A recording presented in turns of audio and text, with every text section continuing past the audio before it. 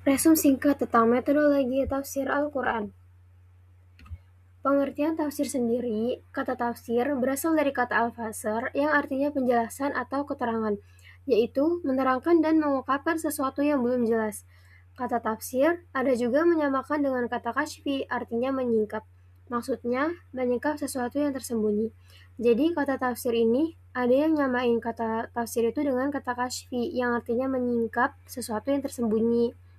Maka, secara istilah, yang dimaksud dengan tafsir adalah mengungkap dan menjelaskan makna Al-Quran yang belum jelas, yang belum samar, menjadi jelas maknanya, sehingga mudah diambil hikmah dan maksud yang dikandungnya. Berdasarkan beberapa rumusan tafsir yang dikemukakan para ulama tersebut, dapat ditarik kesimpulan bahwa tafsir adalah suatu hasil yang tanggapan dan penalaran manusia untuk menyikapi nilai-nilai samawi yang terdapat di dalam Al-Quran. Lanjut ke materi selanjutnya, yaitu definisi metodologi tafsir. Perlu diketahui, metodologi dan metode itu berbeda. Metode adalah cara, prosedur, atau proses melakukan, atau dalam hal ini meneliti sesuatu. Sedangkan metodologi adalah ilmu tentang metode. Metodologi adalah seperangkat cara yang digunakan mufasir untuk mengungkap atau memahami Al-Quran. Kata Bailey, keseluruhan landasan nilai-nilai, khususnya yang menyangkut filsafat keilmuan, asumsi-asumsi, etika, dan norma yang menjadi aturan standar yang dipergunakan untuk menafsirkan serta menyimpulkan data penelitian di dalamnya, termasuk juga kriteria untuk menilai kualitas hasil penelitian. Dalam metodologi, setidaknya terkandung filsafat yang mendasari sebuah riset, asumsi-asumsi dan nilai-nilai yang mendasari atau melatar belakangi dilakukannya sebuah riset tersebut, dan pendekatan atau standar-standar kriteria dalam mengumpulkan dan menafsirkan data serta mengambil kesimpulan. Kemudian, materi selanjutnya yaitu sumber tafsir. Sumber-sumber tafsir ada 3, yaitu tafsir bil matsur, tafsir bil aroi, sama tafsir bil al-isyari. Tafsir bil matsur adalah menafsirkan Quran dengan Quran. Ayat dijelaskan dengan hadis, ayat dijelaskan dengan pendapat sahabat dan tabi'in, karena berfungsi menjelaskan kitabullah. Sedangkan tafsir bil aroi, tafsir yang di dalam menjelaskan maknanya mufasir, hanya berpegang pada pemahaman sendiri dan penyimpulan istinbat yang didasarkan pada ro'i semata. Maksudnya, ayat dijelaskan dengan logika, ilmu, dan ijtihad. Sedangkan tafsir bil al-isyari menakwilkan atau menafsirkan ayat Al-Quran Al-Karim tidak seperti zohirnya, tapi berdasarkan isyarat yang samar yang bisa diketahui oleh orang yang berilmu dan bertakwa. Dilanjut, sumber tafsir yang pertama yaitu tafsir bi al-matsur. Ada 4 otoritas yang menjadi sumber penafsiran bil matsur, yaitu Al-Quran sendiri yang dipandang sebagai penafsiran terbaik terhadap Al-Quran. Yang kedua, hadis Nabi yang memang berfungsi sebagai penjelas. Yang ketiga, penjelasan sahabat yang dipandang sebagai orang yang banyak mengetahui Al-Quran. Yang keempat, penjelasan tabi'in yang dianggap sebagai orang yang bertemu langsung dengan sahabat. Sumber tafsir kedua yaitu tafsir bi al-Rayi. Otoritas tafsir bi al-Rayi ada pada ijtihad sang mufasir, sesuai dengan keilmuan yang melatar belakangi sang mufasir.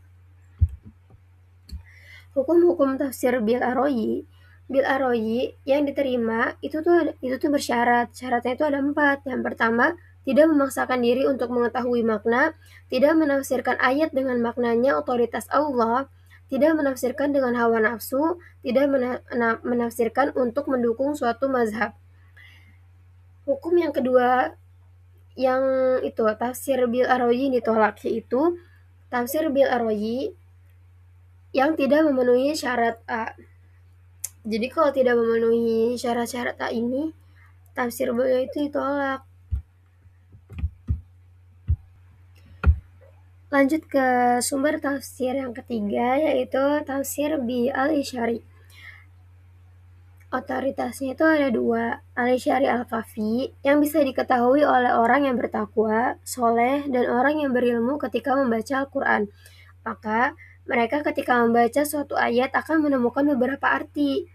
Yang kedua, Al-Isyari Al-Jali, yaitu isyarat yang jelas, yang terkandung dalam ayat kauniyah dalam Al-Quran, yang mengisyaratkan dengan jelas berbagai pengetahuan yang baru. Hukum-hukum tafsir Bil al-Isyari. Yang pertama, Bil isyari yang diterima, syaratnya itu ada 5. Yang pertama, dengan makna zohir ayat, tidak bertentangan, maknanya sendiri sahih, pada lafaz yang ditafsirkan terdapat indikasi bagi makna isyari tersebut. Yang kelima, antara makna isyari dengan makna ayat terdapat hubungan yang erat. Yang kedua, syarat yang ditolak yaitu apabila syarat A tidak dipenuhi, maka tafsir isyari tidaklah dapat diterima atau dilarang memenuhi syarat yang A. Macam-macam tafsir bil isyari. Yang paling atas singkatannya itu tafsir isyari ramzi. Di bawahnya ada tafsir batini dan tafsir sufi. Sedangkan yang di sufi ini terbagi menjadi dua, yaitu tafsir sufi isyari, ada juga tafsir sufi nazari. Lanjut ke materi selanjutnya, yaitu metode tafsir. Metode tafsir kurang lebih ada 4. Yang pertama itu metode tahlili. Kata tahlili dibentuk kata Arab hal. Secara umum, tahlili bermaksud menjelaskan sesuatu pada unsur-unsurnya secara terperinci. Menafsirkan Al-Quran dengan penyampaian secara lengkap, analisis yang panjang, dan menjelaskan persoalan dari berbagai aspek. Tafsir tahlili secara istilah adalah metode yang digunakan seorang mufasir dalam menyingkap ayat sampai pada kata per katanya, dan mufasir melihat petunjuk ayat dari berbagai segi serta menjelaskan keterkaitan kata dengan kata lainnya dalam satu ayat atau beberapa ayat. Musaid al-Tayyar, tafsir tahlili adalah mufasir bertumpu penafsiran ayat sesuai urutan dalam surah, kemudian menyebutkan kandungannya, baik makna, pendapat ulama, i'rab, balaghah, hukum, dan lainnya yang diperhatikan oleh mufasir. Jadi, tafsir tahlili dapat kita katakan bahwa mufasir meneliti ayat Al-Quran sesuai dengan tartib dalam mushaf, baik pengambilan pada sejumlah ayat atau satu surat, atau satu mushaf semuanya, kemudian dijelaskan penafsirannya yang berkaitan dengan makna kata dalam ayat, balaghahnya, i'rabnya, sebab turunnya, dan hal yang berkaitan dengan hukum atau hikmahnya. Karakter fisik metode tahlili. Jadi dia punya 4 karakter. Yang pertama, dalam pembahasannya memuat makna lafaz, ijaz, balaghah, munasabah, asbabun nuzul, kadang juga qiraat, kadang juga kisah-kisah Israiliyat dan lainnya. Yang kedua, memberikan kesimpulan makna dari berbagai aspek fikih, syariat, akhlak tasawuf, keilmiahan, akidah atau tauhid, serta perintah, larangan, janji, ancaman, dan lain-lain. Yang ketiga, terkadang tuh mirip ensiklopedia karena luasnya pembahasan. Yang keempat, dari segi teknik penulisannya lengkap 30 juz, dimulai dari surat Al-Fatihah hingga surat An-Nas.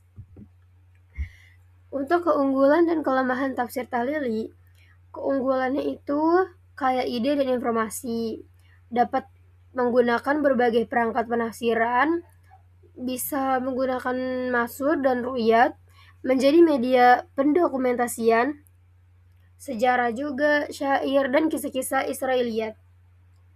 Kelemahan tafsir tahlili, pembahasan parsial, satu tema bisa terdapat di beberapa ayat, penafsiran bersifat subjektif, tidak fokus dalam satu pembahasan secara tuntas. Kita lanjut ke metode ijmali, yaitu metode yang merupakan kebalikan dari bentuk tahlili. Metode tafsir ijmali adalah metode menafsirkan Al-Quran dengan ringkas dan global. Tafsir ijmali yaitu menafsirkan Al-Quran secara singkat dan global. Dengan metode ini, Mufasir berupaya menjelaskan makna-makna Al-Quran dengan uraian singkat dan bahasa yang mudah sehingga dapat dipahami oleh semua orang, mulai dari orang yang berpengetahuan luas sampai orang yang berpengetahuan sekadarnya. Hal ini dilakukan terhadap ayat per ayat dan surat per surat sesuai dengan urutannya dalam mushaf sehingga tampak keterkaitan antara makna satu ayat dan ayat lain, antara satu surat dengan surat yang lain.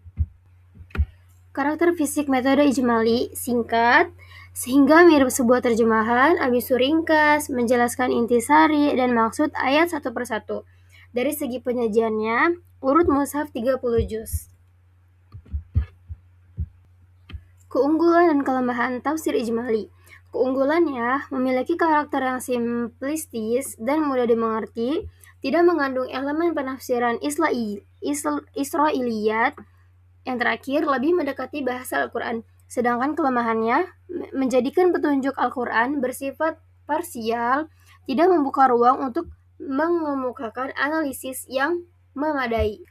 Metode tafsir yang ketiga yaitu metode tafsir muqarrad, yaitu metode tafsir muqarrad adalah metode penafsiran yang menyajikan perbandingan satu tafsir dengan tafsir yang lain dalam ayat, surah, kumpulan ayat-ayat tertentu atau tema-tema tertentu, ataupun ayat dengan hadis.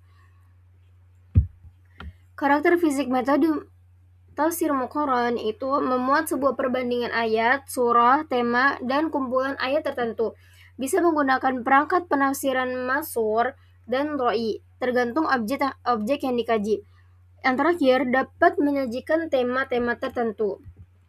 Keunggulan dan kelemahan tafsir muqarrad. Keunggulannya ialah dapat mengetahui keunggulan dan kekurangan sebuah penafsiran secara langsung, sedangkan kelemahannya ia tidak praktis. Sumber metode yang terakhir itu metode tafsir maudu'i. Metode tafsir maudu'i dikenal juga dengan sebutan tafsir tematik. Metode tafsir maudu'i sendiri memiliki pengertian yaitu mengumpulkan ayat-ayat Al-Quran yang berbeda-beda dari surah-surah Al-Quran yang berhubungan dengan satu tema tertentu, kemudian menafsirkannya sesuai dengan kaidah-kaidah penafsiran dan tujuan-tujuan Al-Quran.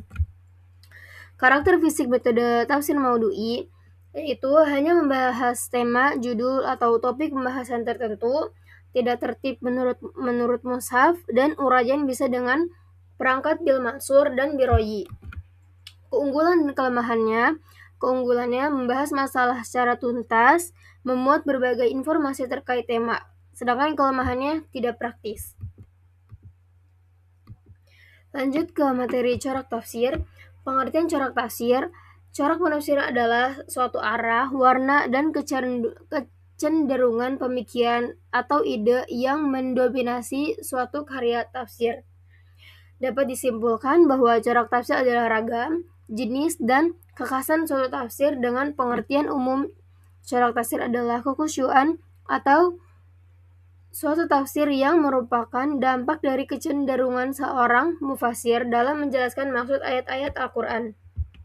Macam-macam corak tafsir.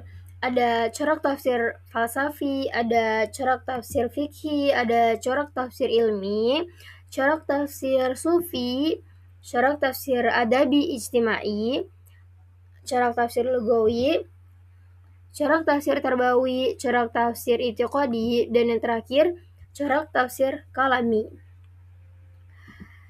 Thank you for watching. Bye bye.